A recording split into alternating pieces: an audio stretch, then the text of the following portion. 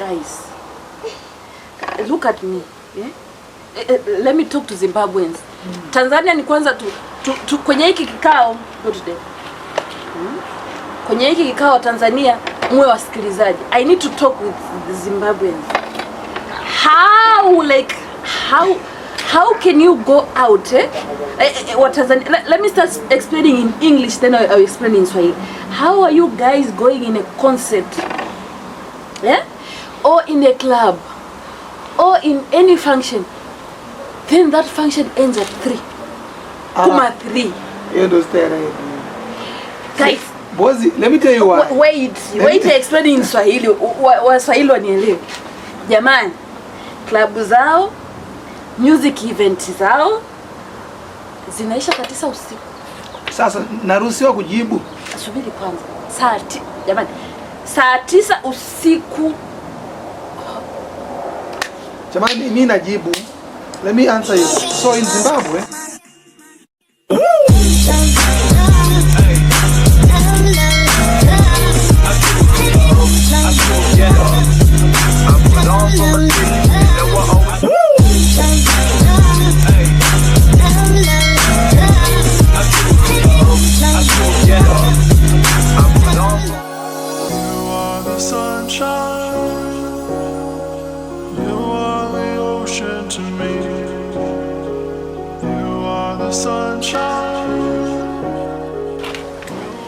what's up there tribe? Habari za mchana? Habari za jioni? Habari za usiku?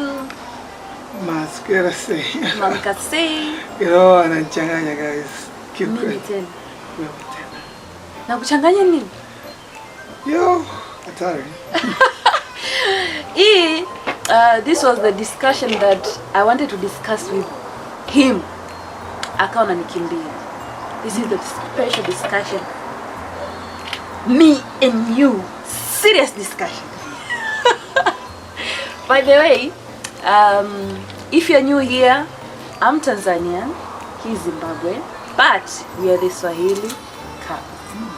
So, kuna vitu ambavyo yeye alipokuja Tanzania aliona ni vya tofauti, culture shock wanaziita. Stuk. Na mimi nilivyoenda Zimbabwe, kuna vitu niliviona vikao vinanishtua kusema sio vitu vya kawaida. Simama hapo, unaenda Zimbabwe wewe? Ndio. Zimbabwe unajua? Naijua Harare.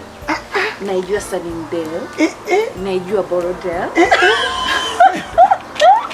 Yeah, the guys, short. I know.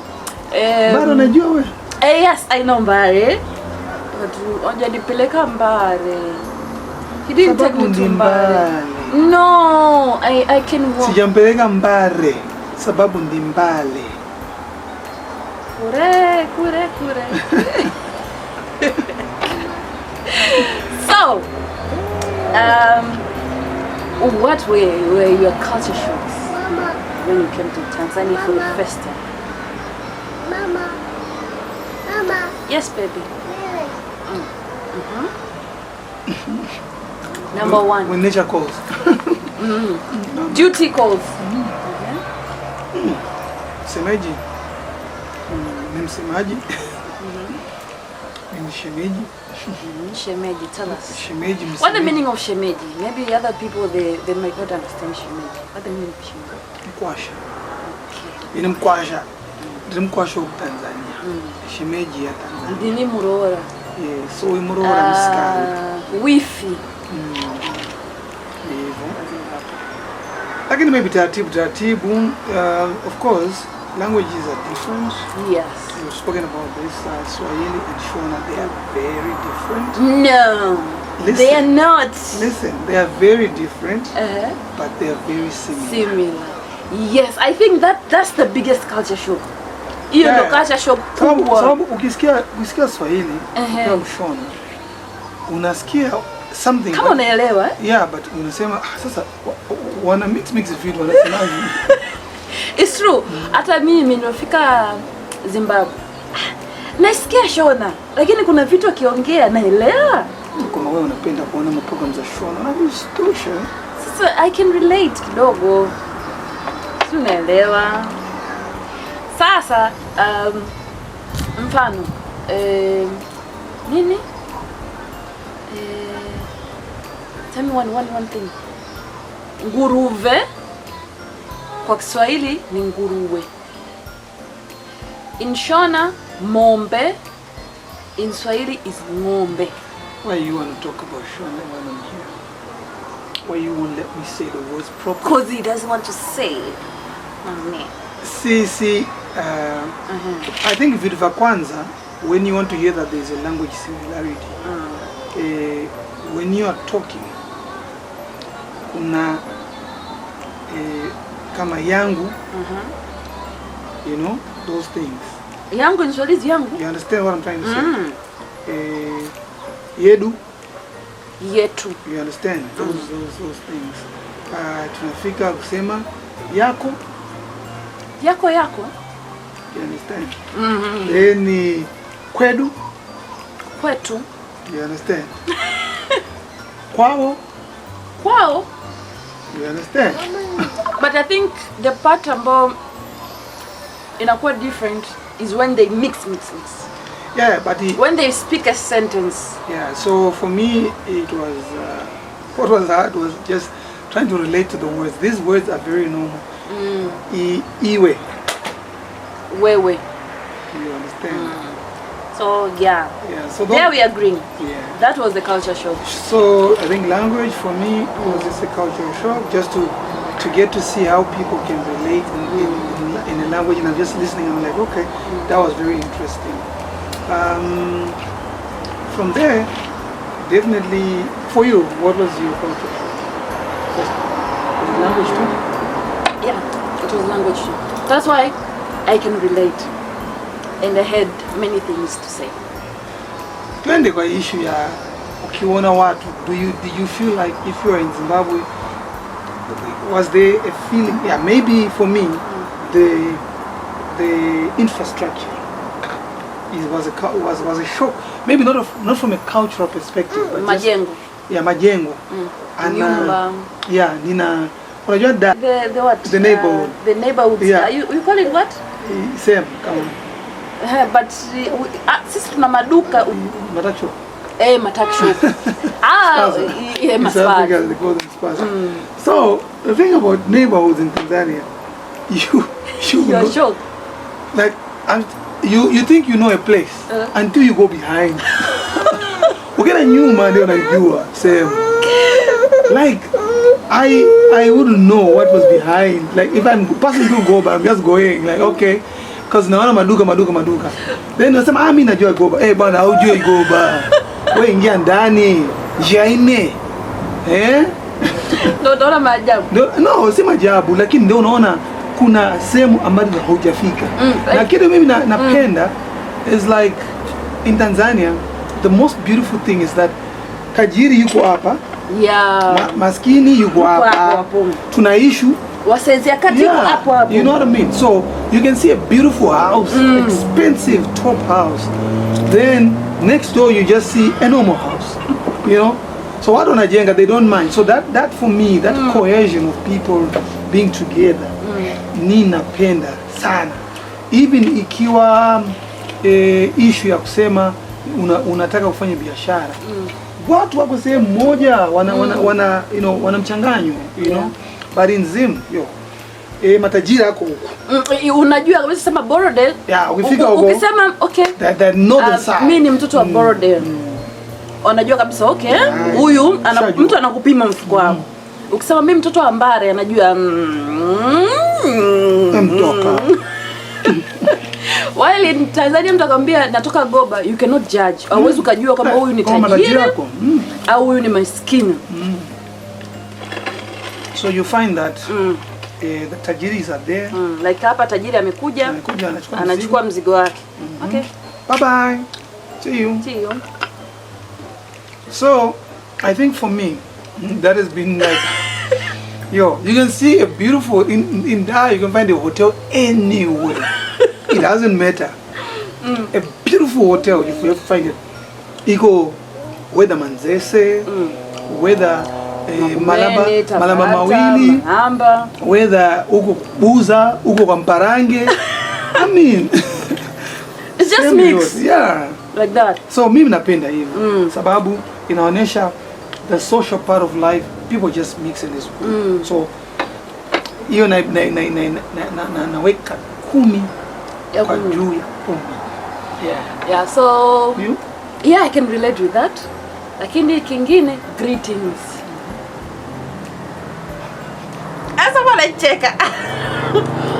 Sisi kusalimia hivi is normal. Hata labda nikimsalimia babu, bibi, I can go first with this, then I bet, okay, let me show you. Okay. Show them culture. Yeah. See? I do like this. For me, the other person, it's neheshima tayari. Yeah. But Zimbabweans, you do this, eh? So, Agona remrora oyo guys. Agona hey. I was confusing things, my friend. So now, you see, my first reaction is, and I bend like this. Then I'm finding like this, I'm saying, oh my God, I screwed up. No, not really. Still, the fact that you are able to, yeah, yeah, it shows the thing. But I think for me, when it comes to greetings, I love the way in Tanzania how people. There's a way that people communicate with each other. If you're passing by a person, even if you don't know them, there is this part where you just greet each other. You know. See, in Zim, I think we used to do that back then, but I think with a lot of things that happened and changed, like we look at. You're more English version. So it's like you might just pass by a person and then there's no, you don't greet each other. I've seen it here. People here, I tell you something, guys. Yes, Africa, East Africa, people like to greet. When you're passing by somebody, that is Ubuntu. You know, Ubuntu. So I like that a lot, and I saw that a lot in Tanzania as well. That people still do that. I think there's a place in Malawi they used to do it a lot. It used to be very nice. So I guess. These are some of the things that really bring a difference in our society and in our culture, but it's quite interesting. It's a beautiful thing. That's why kuexplore sehemu nyingine ni vizuri. Then in terms of communication, then hiyo ndo part ambayo inanifanya mimi napata ugumu kuelewa Shona. Swahili is just flat, like wewe is wewe. Whether it's an older person or it's a younger one, wewe it's wewe, doesn't change. Right, to us is weird. Right? But in Zimbabwe, when you say wewe, there has to be a difference. To an older person, when we are addressing a person who's much older than us, there has to be a difference. We use more like a plural, you know. So we sort of refer to that person as many. The way you would say to many people is the same way you would say to an older person. For example, if the people are many, you're referring to a lot of people, you say imini. You understand? Yeah, you people, imini. You understand? When it's to a single person, you say iwewe. You understand? But now, this is a person who's the same age with me. I'm supposed to say iwewe. You understand the point? But when the person is older than me, I have to say imini. Okay. You understand? So we're taking the same way we say to many people, we are taking the same respect and we're laying it down to an older person. So if it's a single person, I want to say I didn't hear you. I'll say wati, or else Shona is a bit tricky. You can say watichi to you. I could say that, but I can't say that to my mom. If there are many people, I'll say hey matichi, because there are many, right? I put a ma, not wa, so it's ma. Then when I'm referring to an older person, I still take the same way again and give them the same respect because it feels better like that. So I say matichi mama. Like if I'm asking my mom, what did you say? Matichi mama.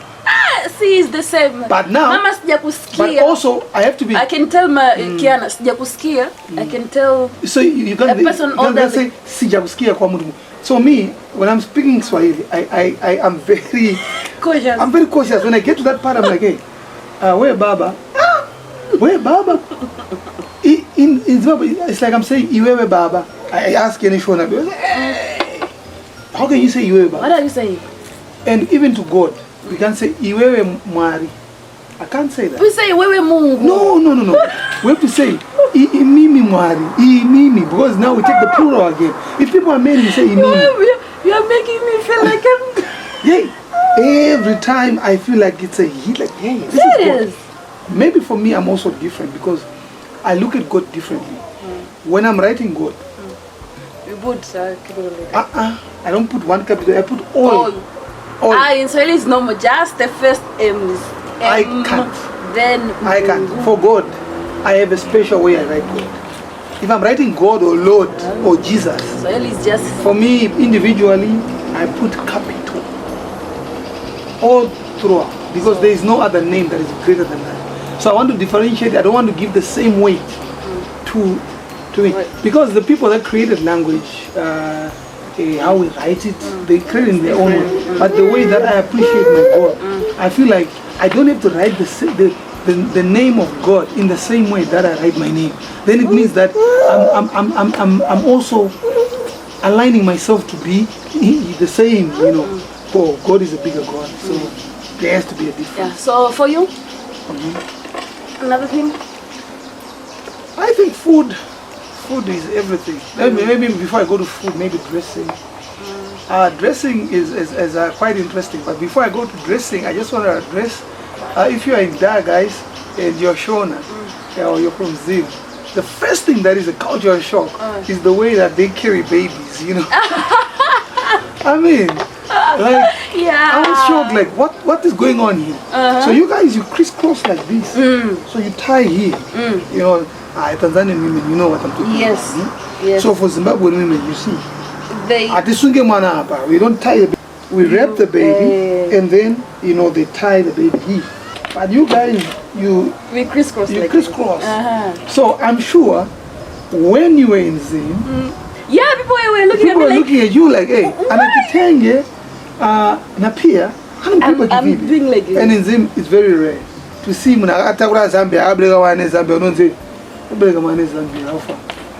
but for Tanzania, it's normal. It's normal. It's different. Yeah. That's very different. That's a culture shock for sure. Like if you do that, they already know that you're not Zimbabwean. Where's your Zimbabwe? So yeah. Another thing is what else? So you know how you felt when you were carrying the baby like that? Everybody was just staring. And another thing is that, you know, my wife has got these beads and anklets, you know? Vikuku. So, not really, in our culture.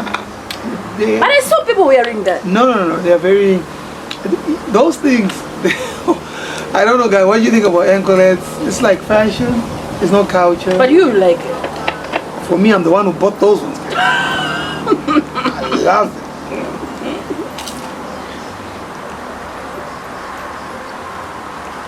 Every time she decides not to wear them, she having problems with me. That's true. So yeah, I guess. Another thing. Food. The one I'll save it later. It must be the last one. I must come with a bang for this one. Because it pissed me off. Inanikwaza. Inanikara. And I think Tanzanians and East Africans will understand this. Another cultural shock would be food. Let's go with food. John, people from Zim, guys. Have you ever seen people cooking bananas and telling you that this is dinner? I'm from Kenya, I was passing through Tanzania. So we were in a town, in a region called, Moshi, Kilimanjaro. Yeah, Moshi, but I was in Arusha. So they had these bananas. I'm like, yo, what are they doing? I got to know about what we call ndizi za mzuzu. Yeah guys, that was not Bukoba. mzuzu. So mimi napigwa na Bukoba bwana. Kwa ngumu sana. But Bukoba sio ngumu unajua. Bwana hiyo wana kama hivi ni mzuzu ile unakuta mbichi haijaiva. Mbichi inachomwa. Najiuliza hapa tunafanya nini? Kwa nini watu wana force? Kwa nini watu wanakula ndizi? Hawana vyakula. Hawana vyakula, ndizi na nyama. Jamani. Guys, I'm just saying that you'll be shocked to say people are eating bananas and meat. That's a cultural shock. Matumbo. Na matumbo. You call it matumbo? How do you call it? Matumbo. So it's not different. Guys, nakashoka ka. Funduka tamata utora ma banana. Ka utora ma banana. So we're sleeping after eating bananas and it's okay. And meat na nyama. Ma banana na nyama ta utora. Tuenda kulala. You guys, it was serious me now. So ananiambia no, this is nice. No. Then when my beautiful wife came in my life, then when I got to know about dye and all that, and then really I got to know about ndizi za mzuzu. Hiyo ni plantain. Ndio hapo najifunza ni plantain. Kuna tofauti banana na plantain. Wewe Mzimbabwe hujui. Si banana babu. Hiyo ni plantain. So it's a plantain, guys. I see my banana. And we are soup people also. Yeah, we're getting there. But who does my banana? My banana. Drop it my banana. Okay. My banana. So yeah. So that was a cultural shock. And then for her, she didn't see them in Zimbabwe. Yeah. I'm like right now, I'm craving Mizi Bukoba. I'm craving plantain. I'm like Southern Africans. I'm dying.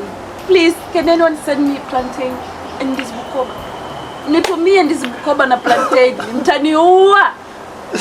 Na ndizi mzuri. Safi, tutasafiri na basi. Kingine? Sisi tunapenda supu. Majirani, supu. Zimbabwe. Kongo, Zambia. Asubuhi supu na chapati. Sasa, jamani, tuongee ukweli. Sisi tunakula chakula jiko dry. We eat more, you can call our food more dry. Because we're gonna gango, Shona, hata ndebe. Mzezuru, ni mdebe. Ukatora soup, weigh some plate, a bowl rather. Put soup in a bowl and say, we're gonna have soup. Tunaomira mwishi. Tukufunza chana tutakutasema na. What is not happening? What is not happening? Kinatokea nini hapa? You understand? So it's a bit difficult for us to copy with that. What we know best is soup is tomatoes and onion soup. Haitakiwa iwe ya maji. It must not be water. So the only thing that we accept when it comes to soup is one thing that any Zimbabwean can accept, or maybe watu wengi wanaweza accept. That thing is called mazondo. We can agree and we can, that one, yes, approved.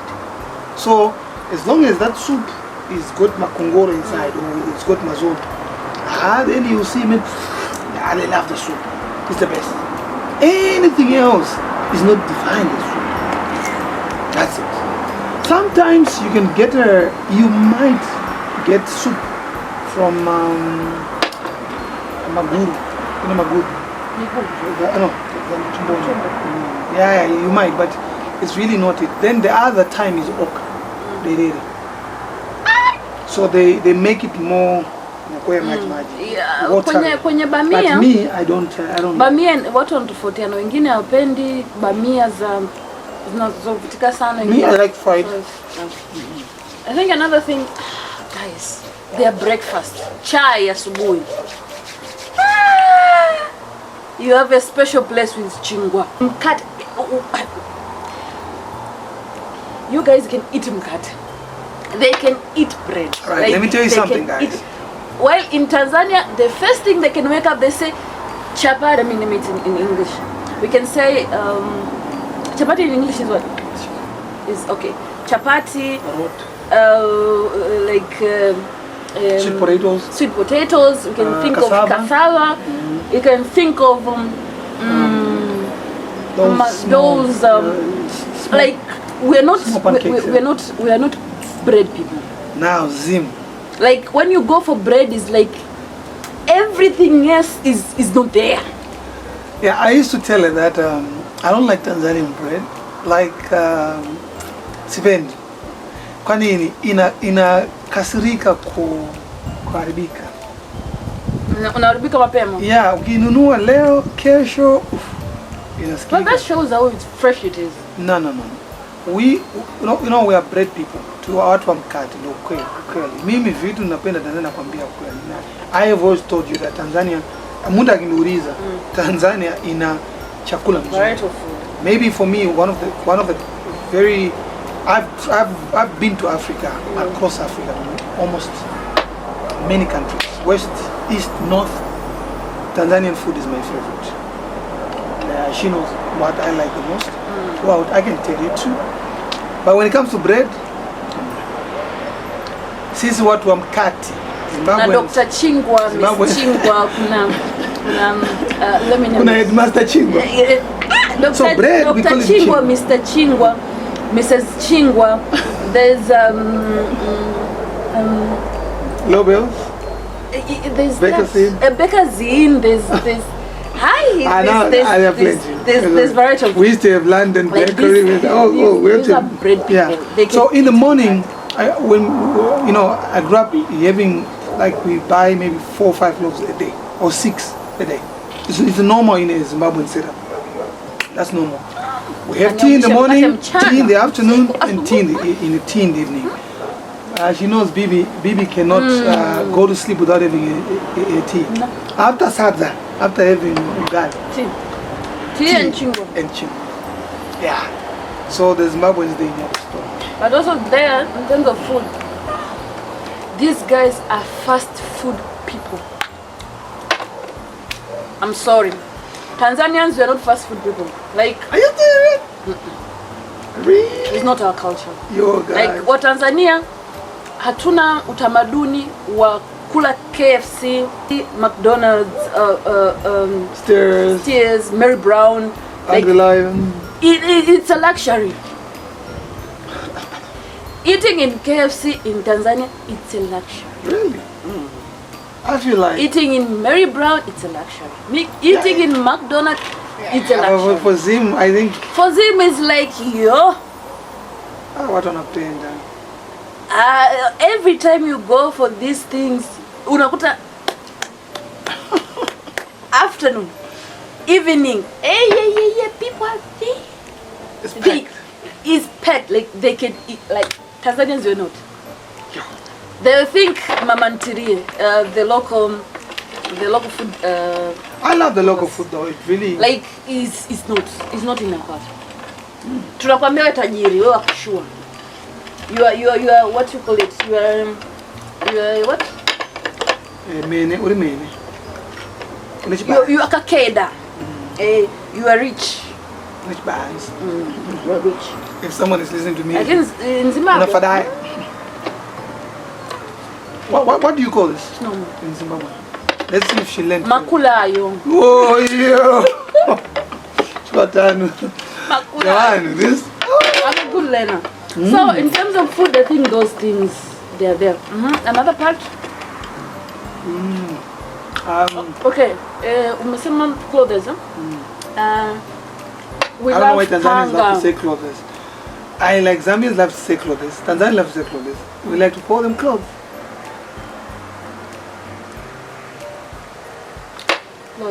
Why? Hembe. Kwa nini? Hembe. Kwa nini eza naenda kwenda mbele? Hembe. Alright. Ete hembe. Sofa. Nguo. Hembe. Safi sana. Twende. Joti baba. Sisi tunapenda kanga. Kuona kanga ni kawaida. Kanga, mama kaifunga kanga. Kitenge. Kashona nguo ya kitenge, kashona nguo ya kanga. It's normal. Zimbabwe kanga na vitenge. It's not. That's my baby. Hey, excuse me. Madam, that's my baby. Cash madam. That's my lady. Kwa kanga, It's not priority. It's okay too. Like, it's not something. Then another thing. Are we done? Yeah. Another thing is that, hey guys, you know, any corner you go in Harare, there's a supermarket. There is a supermarket everywhere. You cannot walk 500 meters or a kilometer without finding a supermarket in town. For us, we are Trust trying me. to adjust. In Tanzania, Duka. people, a rich person can park a car and buy the tax shop. Of course, we have a certain area where we call the matak shop, where Dukani is. Where if you're buying things in bulk, you can buy that side. But I mean, just normal shopping, you just walk into a supermarket, push the trolley, and buy things. For Tanzania, ukiingia supermarket unajua wewe una hela. Naenda dukani. And my supermarkets are machache sana. It's not our place. I think in Dar, the most common supermarkets I think of now and I know about is Shoppers and there is what's this one called? I'm forgetting. I think that's why Nakumatt, ShopRite, they close in Tanzania because it's not our people culture. don't have that culture. It's not our culture. Instead of going in to buy in a supermarket, I would go and buy Kariako Okumatakshi. Kingine. Johan. These people, they don't like to take these soft drinks. Oh, you're not. Tanzanians love fresh juice. Guys, if ever you want afia, they call it afia, health. Good health, good juices and all that. Trust me, there is no... Dar es Salaam. Yeah, of Dar es Salaam, sorry. I was having a program there. So, it was lunchtime. Sasa, I come outside. I'm seeing this guy, this security guy. You know, he had a lunch box full of fruits. And a big a glass of juice. He was eating so passionate. And I'm like, yo, and I admired how that guy was eating the food. You know, he was having his fruits with this tooth, you know, that toothpick, yeah, like this. There was a variety. There was papaya, there was pineapple, there was mangoes, there was bananas, there was cucumbers. There was just everything inside. I'm like, yo, this guy is a security guard. How can he afford How can he have this good food? How is he affording? I didn't want to judge him wrong, but I was just saying, hey, it's expensive food. You know, when you see chakula china afya, well, unafikiri actually it's expensive because there's everything there. There's grapes inside there. Food mix. Yeah. So when you buy it in Zim, guys, we know the store. Food mix here in the bay, it's expensive. You know. I'm like, how is he doing it? How is he getting it right? I only realized that. Then my friend said to me, hey, let's go and have chips and that thing. You know, they like chips as well. Chips, yeah. Chips, yeah. So I said, no, but I want something fresh for some soul food, man, for my soul, something fresh, you know.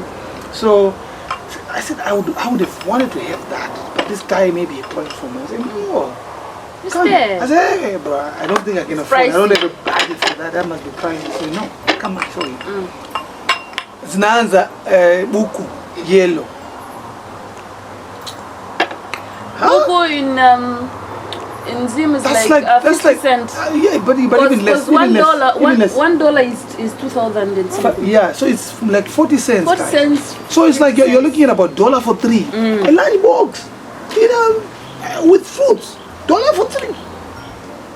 Oh, these people, they're living, man. Mahara, man. Wagara mahara. Ora mahara. Bure. Mnaishu bure, jamani. I love that about Tanzania. I even bought some for my wife. I had 2 of those. I chopped them nicely. Chop, chop, chop. Yeah, then I left one for my wife. Peekaboo, peekaboo. And bikini. No, we're not playing peekaboo now. So yeah, that just shows you that you guys have something going on. Yeah, you're blessed. I love it.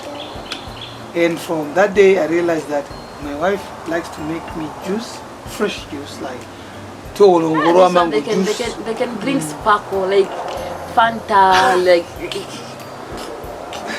Those soft drinks are gonna kill us. until I know Sparkle. Yeah? You just know. I drank Sparkle until I say yes. Tinenge tiri kujecha baba. Hapana imwe skiri kutamba baba. Baby iri rinopiwa Sparkle baba. Kana usingade baba. I see the morning I'm saying, yo guys, yo. Makseni masikati ne usiku baba. Give me mtindi. Unoraira Sparkle baba. Give me yogurt, guys. Anataka lacto. Anasema lacto Dora. Sparkle 2 liters. Boom.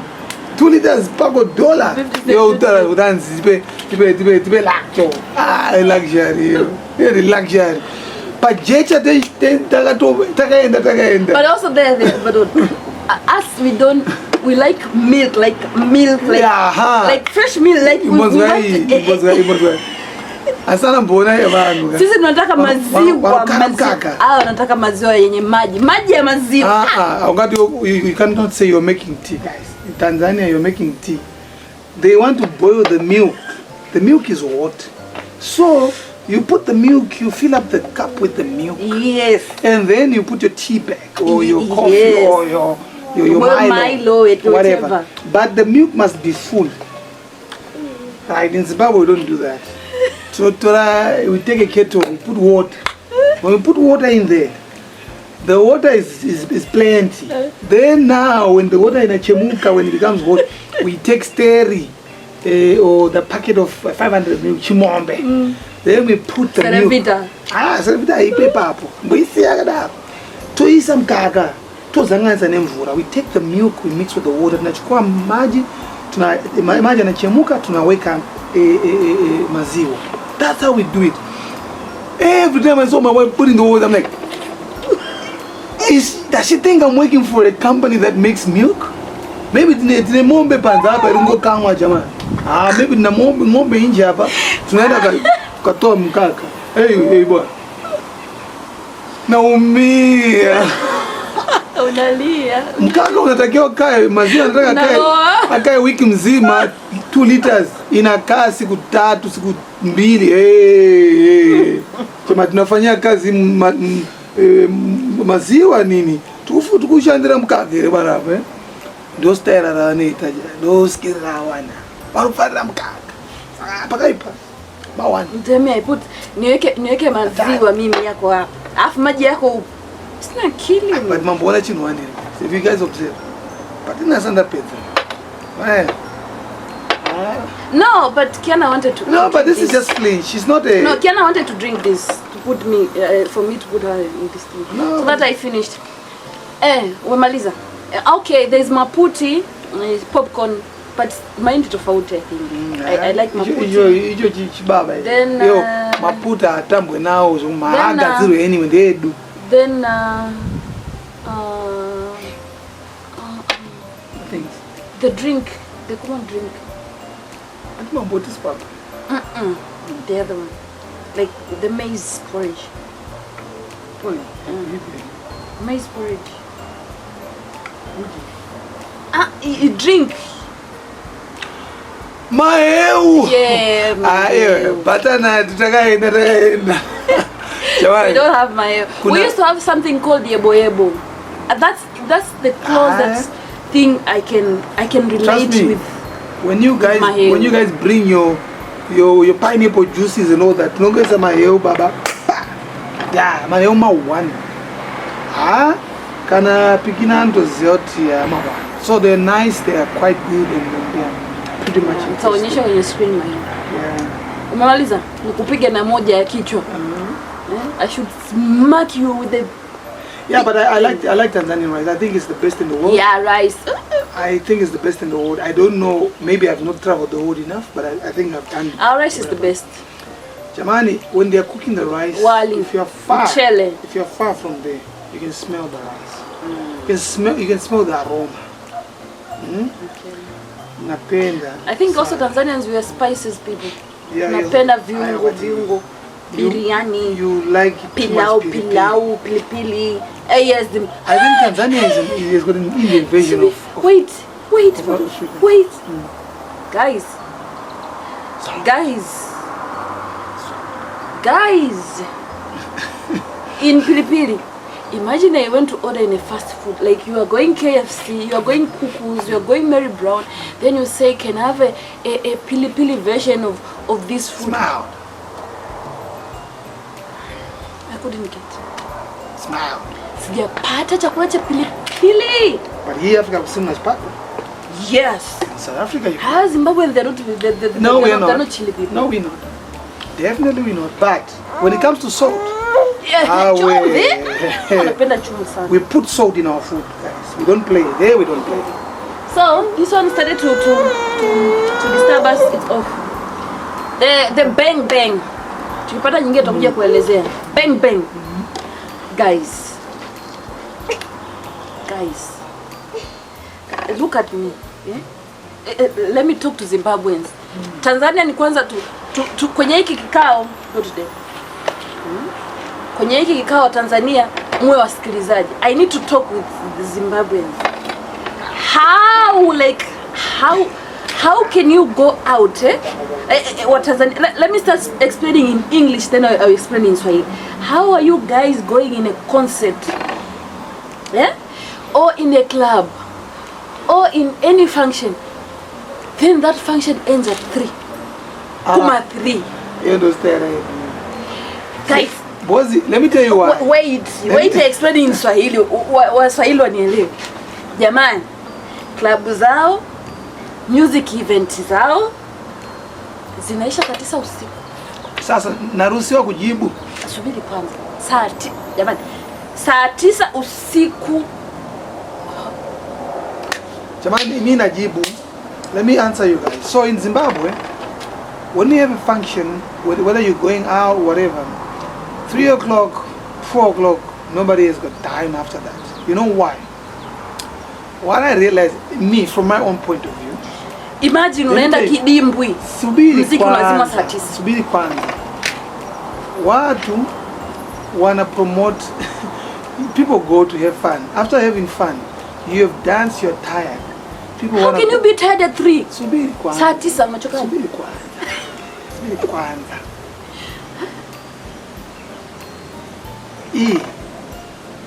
Kama unajua sababu. Ukiwa mtu like sisi tuko couple. Tikimarisa, I mean we can be there until 6 in the morning. There's nothing wrong with that. We are not rushing for anything because everything is with me. I stay with everything. Do you now understand? No, I don't understand. I'm saying that for couples like us, haina maana to be until 6 o'clock. But in Zimbabwe, it's 3 o'clock. I'm just speaking when you're Zimbabwe. Around 3 o'clock, not everybody is there to dance, remember. So people do this. Some of them didn't come to dance. They came to do it. They came to pick up and go also. Yeah, it's pick up and go. So we want to stay, we should stay there. Yeah, but now, what happens is they do it deliberately, I think, to cut it out so that they can have business. Because some people may stay longer. So for the sake of other businesses, that may be after after party. Ndio hivyo. Ukitaka urushwe makopo. If you want to be beaten with cans and bottles in Tanzania, you just go with your show in Tanzania and finish at 3. So that is a culture show, guys. For us, function in Aisha 3. I wanted to faint, guys. I wanted to faint, like. You say? Nitaka nizimie. Are you sure we're going to?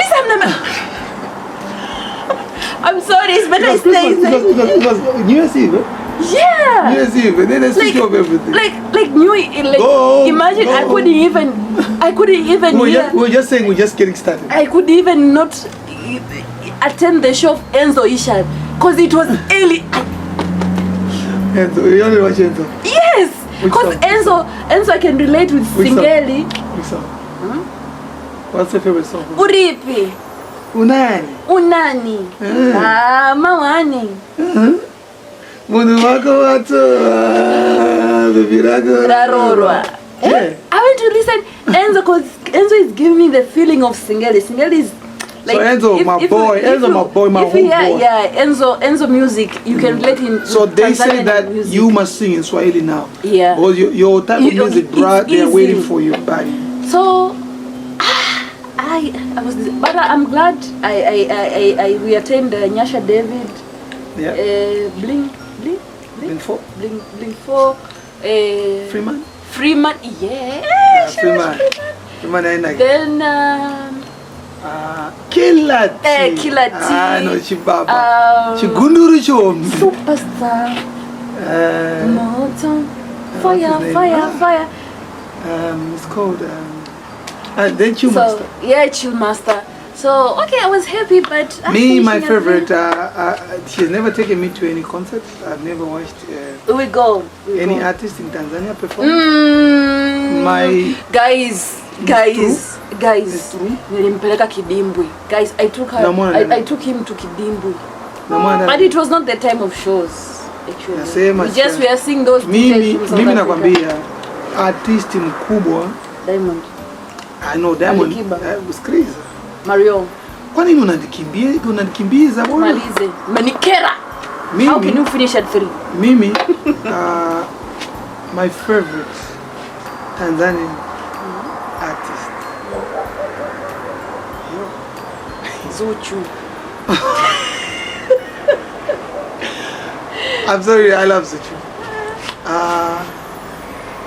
Unajua Zuchu ana nyimbo mimi napenda. You can understand even if you don't understand the language. You can go with the.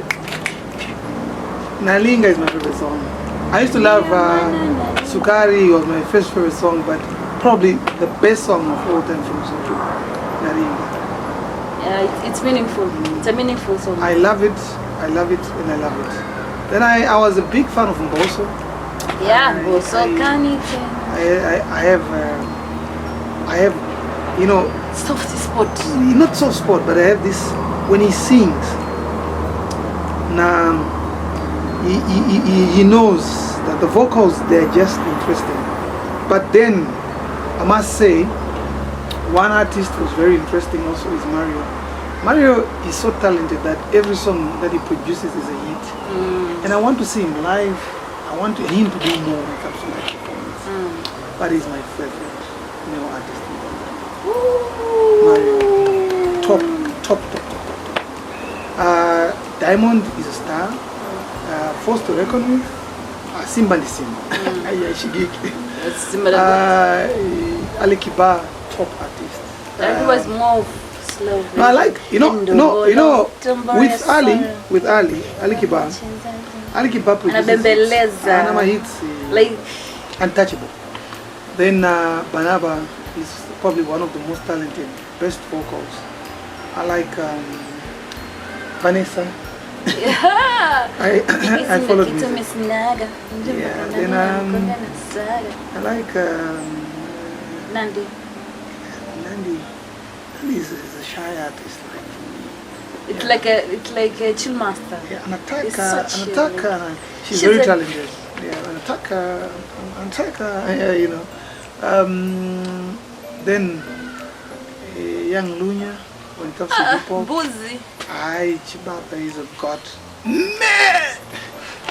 Then of course Mwanaefe. Falsafa. Binam, cousin. Yeah. Then I also like Nandi's husband. Binas. Yeah, Binas is good. Oh. Then of course one of my favorite songs. Whatever you guys say, this is one of my favorite songs in Tanzania. Vacation by Omidimpos.